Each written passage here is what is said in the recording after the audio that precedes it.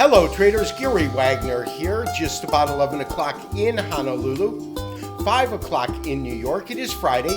Happy Aloha Friday, as we say on the islands, April 26th, 2019, and this is the daily report for gold and silver, our weekend review, and we did finish the week on an extremely strong note.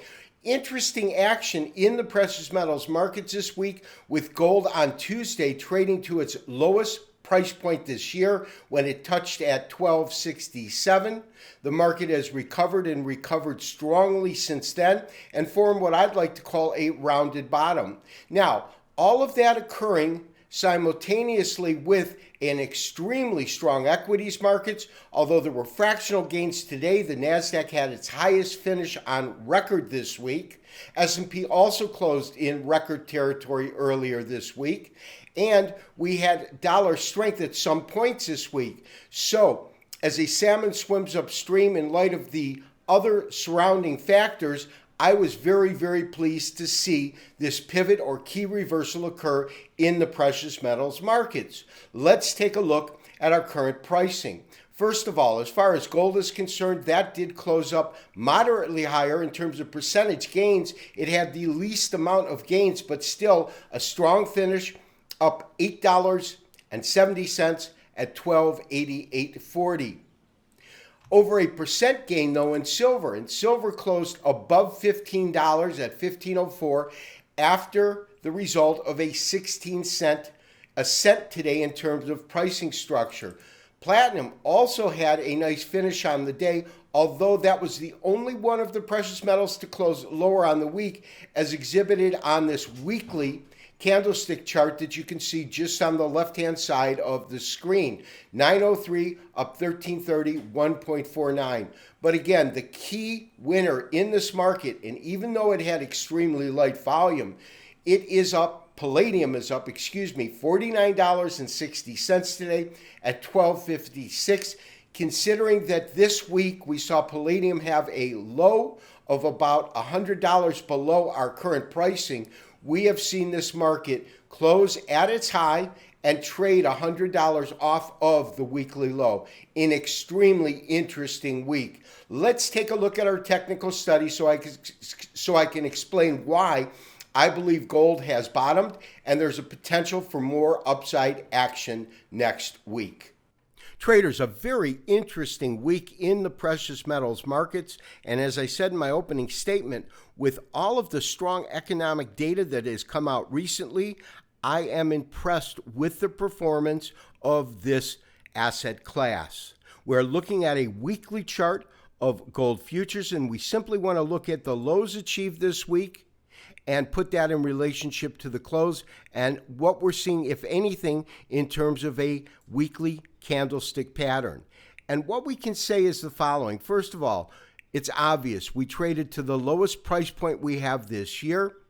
We can see that during this year, and that the start of it really is this arrow that I just put in, the lowest trading point up until this week, which clearly indicates that $12.67 Tuesday's low was not only the low of the week, but the lowest trading price point this year.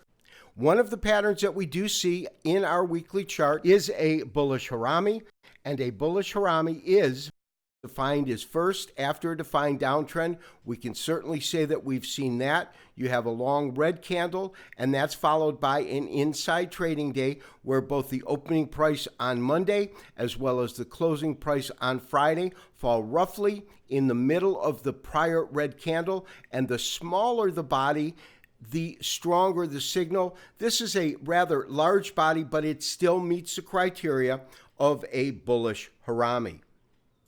And traders, I believe that there is extremely strong technical evidence that this week was key, it was pivotal, and it resulted in a key reversal in market sentiment from bearish to bullish. We're going to look at it through three different technical studies. The first one is fib retracement, Heikin-Ashi or Japanese average, as well as Elliott wave to back up our assumption. The first thing that we're going to look at is a simple daily candlestick chart. And if we go and look at the 50% fib retracement, what we can see is that the bodies, meaning where the market opened and closed, were all just above this particular price price point. That's enough to tell us there's a potential bottom. But what is indicating the key reversal is the action of these last 3 trading days. On Tuesday, we hit that exaggerated lowest low. From there, we have had 3 consecutive days of green candles, meaning the market opened and closed higher. We have had 3 consecutive days in which the market had a higher low and contained a higher high. We stalled just at about a level of resistance that we have identified, the 0.38%.